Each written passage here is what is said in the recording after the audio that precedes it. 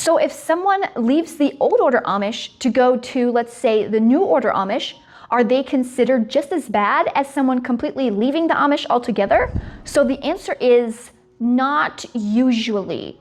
So if someone is Amish and they convert to Mennonite, that would be the same as leaving the Amish completely, because Mennonites and Amish do not associate themselves with each other at all. The way that we would think about the Mennonites is that they are just the same as anyone else who's not Amish.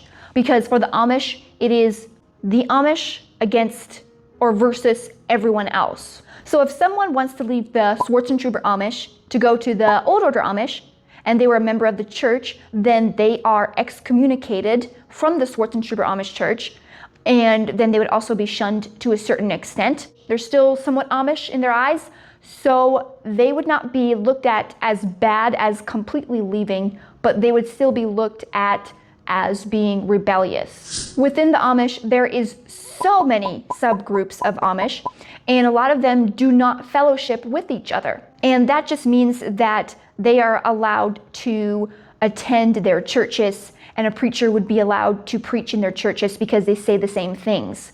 But if they are not fellowshipping with each other, then a preacher can for sure not preach in their churches. And I don't think they would be allowed to attend their churches, especially not if they were a member of the church. The system of the Ordnung is what controls all the Amish. But within each community, within each church district, the rules slightly differ about like materialistic things, what you can and can't have, what you can and can't do. So does that mean that one Amish church district looks at the other Amish church district as worldly? Let me give an example. The church that I attended when I was Amish was not allowed to have gas-powered lawnmowers. We were only allowed to have the push mowers.